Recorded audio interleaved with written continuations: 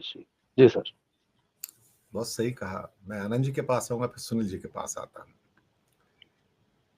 Nicobar project की एक खास बात थी कि वहां पर फॉरेस्ट एक्ट में एक अमेंडमेंट किया जाता है कि वहां पर जो पेड़ काटे जाएंगे उसकी भरपाई कहीं और होगी।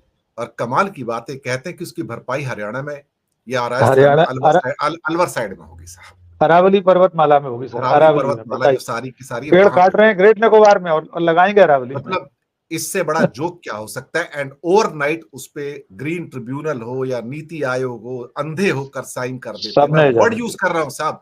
जो लोग एक एक पेड़ काटने में ऑब्जेक्शन करते हैं ना, वहां पे आंखें बंद करके ऐसे हालात पैदा हो गए सब। इससे बड़ा मतलब मुझे समझ नहीं आता, इससे बड़ा फ्रॉड क्या हो सकता है भारत के अंदर। अब दूसरा उसके बराबर का वधावन पोर्ट भी आ गया है, जो जोशीमठ में हमने देखा, जो हिमाचल का क्लाइमेटिक विभीषिकाएं हमने देखी। और एक सच और भी है कि जिस ढंग से समुद्र का स्तर बढ़ रहा है, तो अगले 30 से 40 सालों में एक देश की डेथ हो जाएगी जिसका नाम मालदीव है। और सारा का सारा हमारा जो लक्षद्वीप है, जिसकी ऊंचाई सिर्फ 1 मीटर है समुद्र तट से, और मालदीव भी 1 मीटर है, ये दोनों दुनिया के नक्शे से खत्म हो जाएंगे। पर शायद हमारी नींद खुलती नहीं, कुंभकर्ण की नींद है। मैं आपके विचार इस पूरे विषय के ऊपर आनंद जी जानना चाहूंगा। कभी कभी ऐसा होता है कि मेरा भी मन करता है कि मैं ऐसे विषय लेके आऊं कि मैं आपसे बैठकर मैं राजनीति की बजाय एक जीवन के जो विषय है उनके ऊपर बात करूं। और आपसे प्रबुद्ध लोग फिर मुझे नजर नहीं आते, विद्वान लोग नजर नहीं आते। इसलिए मैं आपको विशेष करके इन प्रोग्राम्स में आमंत्रित करता हूं कि आप आइए। कि मुझे हो सकता है राजनीति में आपको मैं चर्चा के लिए कम बुलाऊं, लेकिन ऐसे मुद्दों पर हमेशा मुझे आपकी याद आती है। आनंद जी। आनंद सर आप कुछ कहें। उससे पहले एक मित्र को धन्यवाद देना है आपके माध्यम से। देश के जाने माने पत्रकार हैं प्रकाश के रे। प्रकाश सर ने अभी 2 या 3 दिन पहले ट्विटर पर यह शिकायत दर्ज कराई थी कि हम सब लोग जो यूट्यूबर्स हैं, जो मुख्य धारा का मीडिया है, मैं तो 4 जून से स्पष्ट कहने लगा हूं कि मुख्य धारा का मीडिया हम लोग हैं, वो भोंपू मीडिया नहीं है। प्रकाश जी ने यह शिकायत दर्ज कराई थी कि हम लोग सिर्फ पॉलिटिक्स पर बात करते हैं। 24 घंटे हमारे सारे यूट्यूब चैनल सिर्फ राजनीति की, नरेंद्र मोदी, राहुल गांधी, बीजेपी, कांग्रेस, टीडीपी पर बात करते हैं। समाज के अन्य विषयों पर, जिसमें उन्होंने पर्यावरण का भी जिक्र किया था, उन पर हम बात नहीं करते। तो प्रकाश जी को दिनेश के बोरा साहब के इस चैनल के जरिए हम धन्यवाद देना चाहते हैं कि हमें आपने आगाह किया और दिनेश जी ने आपकी बिना ट्वीट को पढ़े हुए इस पर डिबेट की है। हमने आप इस वक्त की लाइव लिंक प्रकाश जी के ट्विटर पर रीपोस्ट कर दी है। प्रकाश जी देख लेंगे कि उनकी बात हम लोगों ने सिर माथे ली। जी सर, धन्यवाद। आनंद जी प्लीज करें।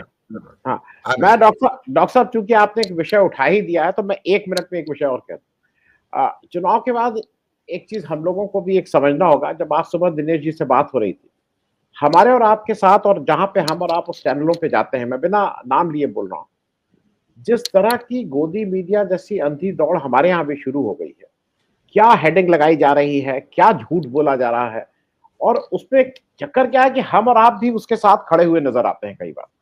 तो शायद ये जिसको कहते हैं दिस इज हाई टाइम कि एक बार इस पे भी चर्चा होनी चाहिए। होता क्या है कि जब आप कहीं किसी से बात करने जाइए तो मैं सीना तान के कहता हूं कि मेरे पास 200 मिलियन है। अब वो 200 मिलियन कैसे आए हैं ये कोई नहीं देखता है। और आपके 2 लाख लोगों व्यूज को मैं पीछे खड़ा कर देता हूं कि डॉक्टर राकेश पाठक से क्या बात करना या दिनेश जी से क्या बात करना है। 2 लाख वाले हैं, मैं 20 करोड़ वाला हूं। मैं सिर्फ इसलिए कह रहा हूं कि ये एक रेगुलेशन कैसे होगा, सेल्फ रेगुलेटरी कैसे होगा, लेकिन ये अगर एड्रेस नहीं अगले 4-6 महीने में करेंगे तो हम लोगों तो हम भी खारिज हो जाएंगे। खारिज हो जाएंगे सर, हम में कोई फर्क नहीं रह जाएगा। और उसका एक रास्ता तो हमारे हाथ में है कि कम से कम हम शब्द नहीं यूज कर रहे हैं बैकवर्ड, लेकिन हम ये तो कह ही सकते हैं कि भैया इस तरह की टाइटल, इस तरह के थंबनेल, इस तरह के वो लगाने के से तुम सबकी विश्वसनीयता उसमें डाल रहे हो। खैर, अब आ जाता हूं। एक इंफॉर्मेशन दे दूं मैं कि मेरा एक प्रोग्राम इस समय न्यूज लॉन्चर पे चल रहा है जो 10-15 मिनट का है, जो रेलवे की सेफ्टी पर, कवच के ऊपर है, जिसको बहुत टाउ किया है पिछले कई सालों से। और टोटल सेफ्टी का जो बजट है सिर्फ 560 करोड़ का है, मैंने उस पर दिया है। और उस हिसाब से सिर्फ 1 लाख किलोमीटर के नेटवर्क में सिर्फ 1500 किलोमीटर के अंदर कवच है सर, टोटल मिला के। और इसी रफ्तार से चलते रहे तो कल का इकोनॉमिक टाइम्स लिखता है कि will take 66 years to cover the entire network with कवच।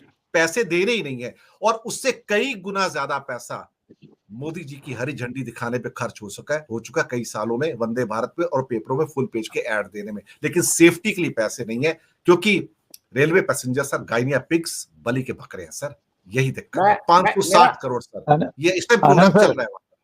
आनंद सर, हम लोग चूंकि बहुआयामी चर्चा करते हैं, तो जो विषय आपने उठाया बिल्कुल सही है आपकी शिकायत।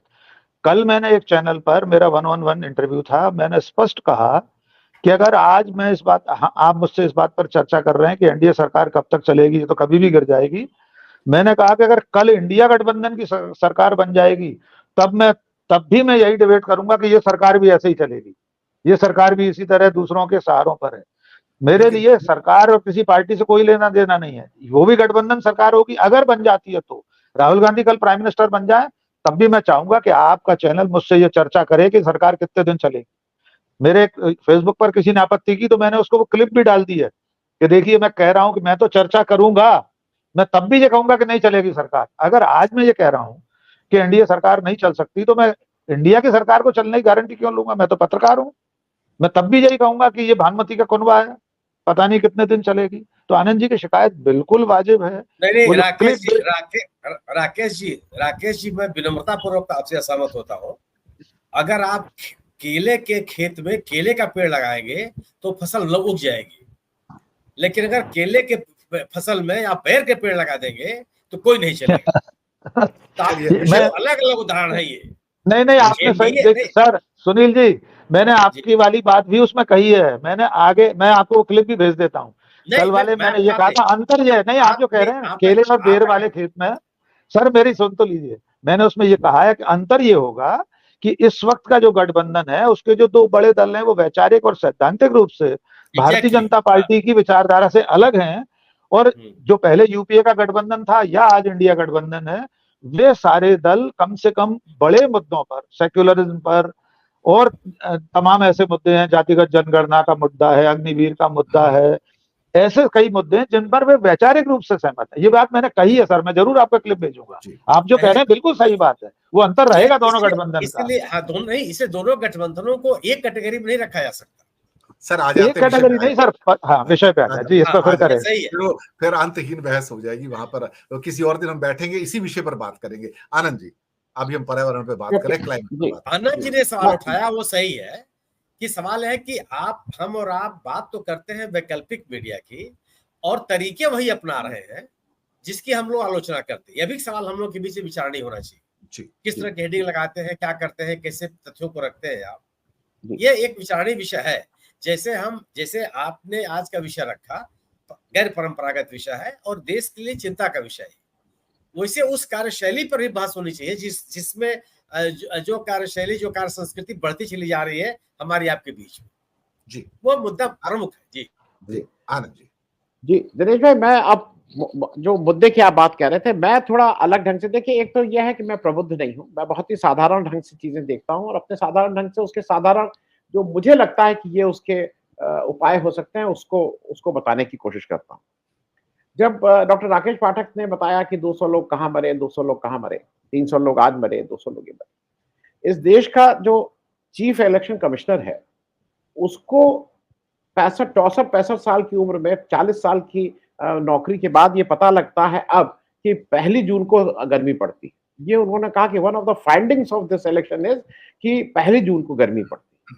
तो इस देश का मतलब इस जब हर शाख पे उल्लू बैठा है, अंजामे गुलिस्ता क्या होगा, इसके लिए हम और आप किस उसको बात करें।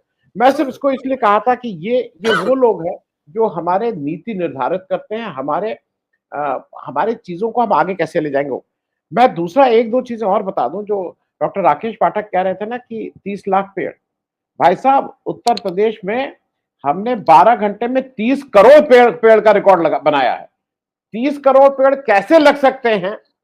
30 करोड़ पेड़ 12 घंटे में उत्तर प्रदेश की कुल आबादी, अगर बच्चा जो पैदा हुआ है, जो अभी मां की कोख से निकला है, 1 दिन का है, वो भी मिला के 24 करोड़ की आबादी है। हमने 30 करोड़ पेड़ 12 घंटे में लगा दिए थे। मतलब मेरा सिर्फ कहना यह है, ये कैसे सरकार को लूटने का कार्यक्रम चलता है, ये क्या हम और आप नहीं जानते? अगर हमारे और आप जैसे साधारण व्यक्तियों को ये अविश्वसनीय लगता है, तो ये केवल पैसा बनाने का कार्यक्रम है। लेकिन मैं इसको दूसरे ढंग से भी देखता हूं डॉक्टर राकेश। देखिए, दो चीजें हैं। एक चीज यह है कि जो मेरे हाथ में नहीं है, दुनिया में जो बड़े बड़े बड़े देश हैं वो अपना आज वेस्ट हमारे यहाँ डंप करने की कोशिश करते हैं। दुनिया की बहुत सी ऐसी चीजें हैं जो जो समृद्ध और सो कॉल्ड प्रोग्रेसिव देश है वो अपने ढंग से चला रहे हैं। उनको एनवायरमेंट की बताते सबको है तुम्हें ऐसे करना चाहिए, अपने यहाँ कुछ नहीं करते हैं, तो वो एक अलग इशू है। लेकिन कुछ ऐसी चीजें हैं जो हम भारत के में, चूंकि एक लोकतांत्रिक देश है, सरकार चुनी हुई सरकार चलती है, उसमें ऐसा माना जाता है कि हमारी मर्जी भी रहती है।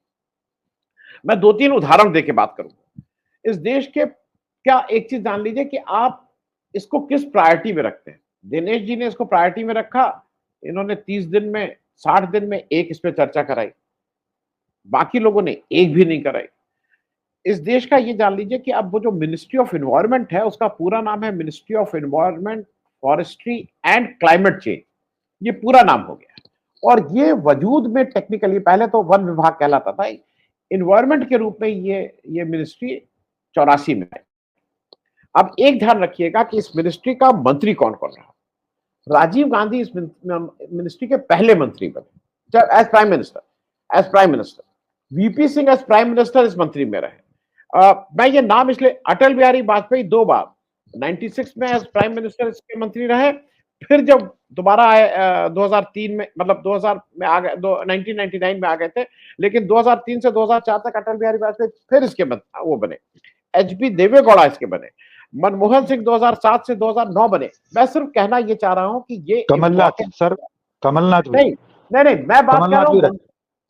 बात कर रहा हूं प्राइम मिनिस्टर की। एज प्राइम मिनिस्टर मेरा कहना यह है कि एज प्राइम मिनिस्टर उनके लिए आवश्यक था कि उनकी स्कीम ऑफ थिंग्स में ये है। हमारे यहाँ ये भाई साहब जो आए हैं अभी मोदी जी, ये क्या हरकतें कर रहे हैं। मैं इसलिए कर रहा हूं कि इनकी एक तो स्कीम में इससे कोई मतलब ही नहीं।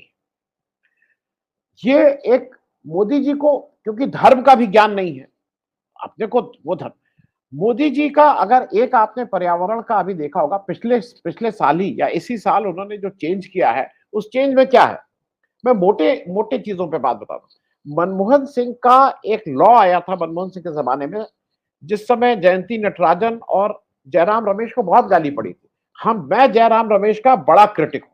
मैं ऑफिशियली एक नहीं कम से कम 25 बार जयराम रमेश को क्रिटिसाइज किया हूं, उनके पॉलिटिकल जिस ढंग से वो हैंडल करते हैं।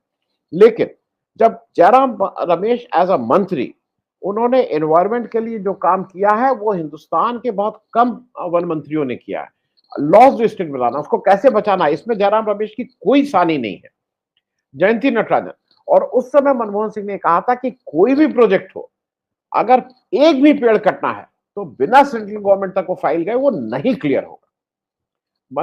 अब क्या हो गया है, मोदी जी का लॉ अब ये कहता है कि अगर पेड़ काटना है, अडानी जी का मन है कि पेड़ काटना है, तो जो रेंजर है, रेंजर ये अप्रूवल दे देगा कि हाँ पेड़ काट दो। वो मुख्यालय तक भी नहीं आएगा। वो रेंजर जो पेड़ कटवाने में सहयोगी होता है, हम और आप जानते हैं, कोई भी किसी भी आदमी से कह दिए पेड़, जंगल कटवाने का जो सबसे बड़ा ठेकेदार का जो सबसे बड़ा एडवाइजर होता है वो रेंजर होता है। अब वो अपना दे देगा कि हाँ ये पेड़ कट सकता है। हम और आप एक और चीज देखें, मोदी जी बिल्कुल, मतलब उनको क्या हो गया है मालूम नहीं। वो 4 धाम योजना बना रहे हैं उत्तराखंड में, 8 लेन की सड़क जाएगी। कहा जा रहा है कि वो कभी ट्रूप्स को, हमारे फौजी वहां तक मूव कर सके इसलिए है। अरे भाई, बद्रीनाथ केदारनाथ में वहां कौन सा अटैक होने जा रहा है? वहां 8 लेन सड़कें क्यों बनेंगी, वहां 4 लेन क्यों बनेंगी? मैं सिर्फ इस बात को इसलिए उठा रहा हूं कि इस बात को उठाते हुए ये वो लोग हैं जो एक प्रोफेसर जीडी अग्रवाल थे, और ये बात उन लोगों का नाम लेना इस समय आवश्यक है। प्रोफेसर जीडी अग्रवाल आईआईटी के से अपना जब पढ़ा के सेवानिवृत्त हुए तो उन्होंने हिमालय में जाके हरिद्वार में हिमालय बचाओ और गंगा बचाओ के में अपने को समर्पित कर दिया। वो व्यक्ति ने कई बार अनशन किए थे, उन्होंने 4-5 बार अनशन किए थे। उसमें से उनके सारे अनशन आवरण होते थे, और चौथे दिन, 5वें दिन, 7वें दिन कांग्रेस की सरकार रहती थी, वो आके उनकी बात मानती थी, वो प्रोजेक्ट रुकता था। 200 करोड़ 500 करोड़ लग भी गए तो रुकता था। मोदी जी ने कहा कि नहीं, मर जाओ तो मर जाओ, मेरे लिए कोई मर रहे हो। और प्रोफेसर जीडी अग्रवाल ने ने अनशन करते हुए उन्होंने अपना जीवन शहादत प्राप्त की, हम लोगों में से किसी ने क्यों नहीं की। ये बात मैं इसलिए कह रहा हूं कि देखिए, ये मोदी जी जो हर चीज को बेचने के चक्कर में रहते हैं ना, आस्था और पर्यटन में फर्क है। आस्था अलग है, पर्यटन अलग है। मोदी जी जो जो जो बनारस में जाके जब मोदी जी स्नान कर रहे थे तो उसमें कितने गीजर लगे हुए थे गंगा के नीचे और किस तरह से उसको साफ किया गया था। ये पर्यटन नहीं, ये आस्था नहीं है।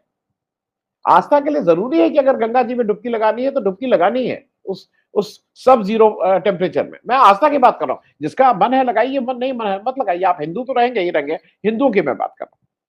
मैं एक जो शीतल जी ने कहा था उसमें एक मैं क्योंकि मुझे ऐसा लगता है कि वो शायद उन्होंने जो बात कही उसमें उसको मैं एक उसको दुरुस्त कर दूं। ये प्रोजेक्ट अडानी जी का गोड्डा में लग रहा है। गोड्डा मतलब झारखंड। ये निशिकांत दुबे जी की जगह है। ये सारे किरदारों को ध्यान से देखते रहिएगा। और ये जो प्रोजेक्ट है ये बांग्लादेश को बिजली सप्लाई करने के लिए, और यहां पे झारखंड का कोयला नहीं है, कोयला ऑस्ट्रेलिया का यूज हो रहा है। कोयला ऑस्ट्रेलिया से आएगा, दाम अब वो शुद्ध उसका प्योरिफिकेशन और उसका जो भी एनवायरनमेंट को जो खतरा है, यहां धोया जाएगा, यहां वॉश किया जाएगा, यहां नदी का पानी यूज किया जाएगा, कचरा हमारे यहां रहेगा, बेचा जाएगा बांग्लादेश को। और बांग्लादेश ने भी उसमें ऑब्जेक्शन इसलिए कर दिया है कि जो अडानी जी की आदत है अपने हिंदुस्तान में 100 रुपए का माल 1000 में बेचने की, कि उसको घुमाते हैं, वो सिर्फ उसके बिल को घुमाते हैं, बिल ऑफ लेडिंग को। वो बांग्लादेश ने कहा है कि तुम अगर 10 रुपए में कोयला खरीद रहे हो तो 100 रुपया बिल कर रहे हो, क्योंकि वो पूरी बिजली का उनका यह है कि जितना कॉस्ट ऑफ प्रोडक्शन प्लस कुछ करके उनको बिजली का पैसा देना है। उन्होंने कहा कॉस्ट ऑफ प्रोडक्शन तुम अपने आप ही, मतलब कोयला 10 का खरीद के 100 बिल कर रहे हो। मेरा सिर्फ कहना यह है, ये शायद दुनिया का अकेला उदाहरण है कि कहीं का कोयला कहीं और बिजली देनी है, देश हमारा यूज हो रहा है। मैं एक बात और कह दूं, ये जो हम लोग भाग भाग के G7 G20 में जाते रहते हैं, सुब्रमण्यम स्वामी ने तो कल एक सख्त टिप्पणी भी की है कि आप गए क्यों थे। ये G7 और G20 आपको यूज करते हैं। आप G7 के तो मेंबर भी नहीं है, G20 के जिसके मेंबर हैं आप बार बार हल्ला मचाते हैं हम G20 आप उसमें वो इकोनॉमिक फोरम में उनके सारी व्यवस्थाओं में आप सबसे नीचे आते हैं, उनके सारे पैरामीटर्स में आप उस G20 के सबसे फिसड्डी सदस्य हैं। तो जो बाकी डेवलप सदस्य हैं वो आपको यूज करते हैं। ये नहीं समझ में आता है आपको, ये समझ में नहीं आता। मैं ये बातें इसलिए कह रहा हूं कि ये जो लूट मची हुई है, मैं एक दो उदाहरण और दूंगा। मैं बाबा लोगों के लिए कभी कुछ कह देता हूं तो मुझे गाली बहुत पड़ती है। जो सदगुरु जी थे, सदगुरु जी ने अपनी बीबी की जिस तरह से हत्या की, जो उनके ससुर कहते हैं, मैं नहीं कहता हूं, ससुर ने FIR कराई कि सदगुरु जी ने हत्या की है। अब इसको देख के हमारे कुछ दर्शक भी आपके कम हो जाएंगे दिनेश जी, तो उसके लिए माफी चाहता हूं, क्योंकि सदगुरु जी का एक बड़ा नेटवर्क है, इससे आपके 2-4 दर्शक जरूर आपको छोड़ के आपको सर भी पूरा नाम ले दीजिए सर, सदगुरु जग्गी वासुदेव, नहीं तो कोई और समझ बैठेगा जी। ठीक है, तो उनको मैं इसलिए सिर्फ ये बात कह रहा हूं।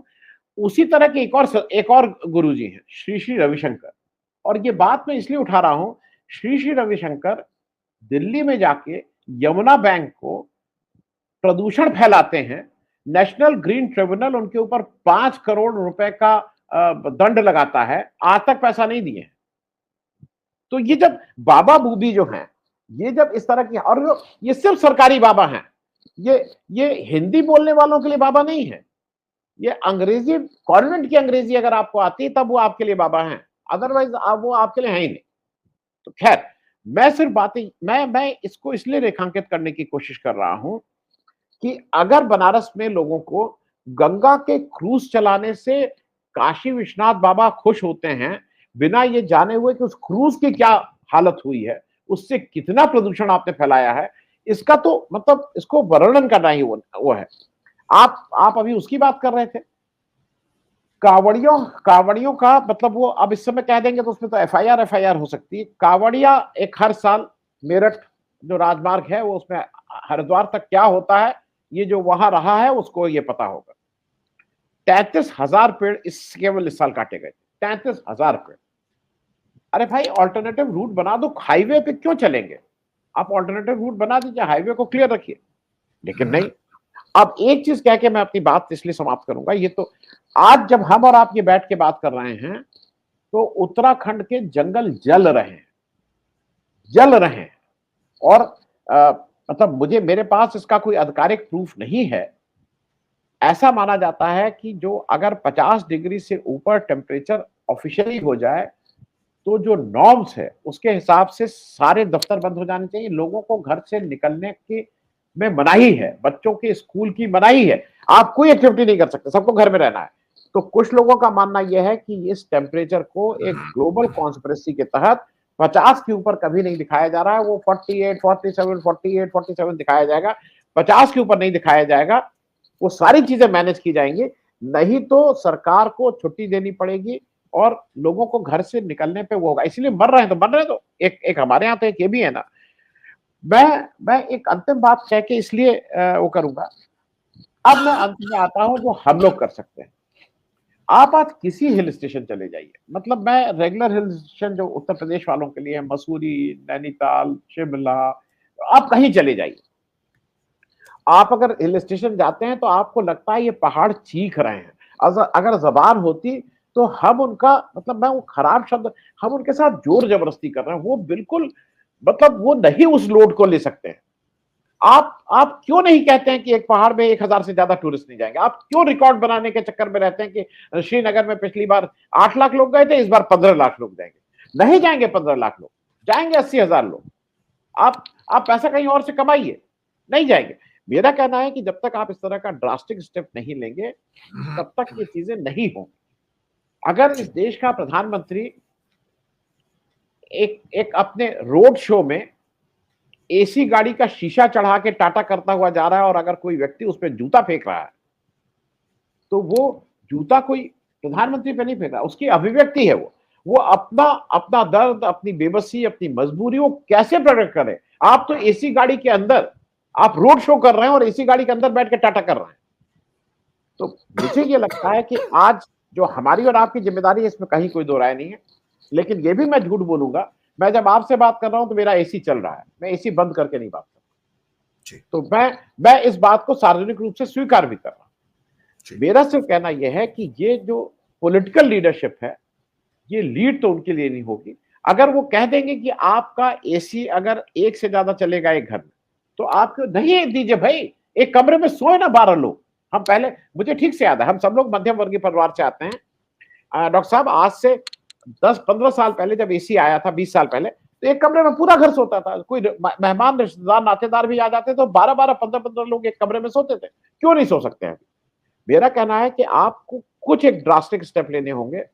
अगर आज लखनऊ शहर की एक बात कह के खत्म करूं, 2000 घर गिराए गए हैं पिछले 2 दिन, क्योंकि वो ऐसा माना गया है कि कुकरेल नाला बोलते हैं, एक नदी टाइप एक वो है, उसके ऊपर विस्थापितियों ने वहां वो कर रखा था, 10-15 साल से रह रहे थे।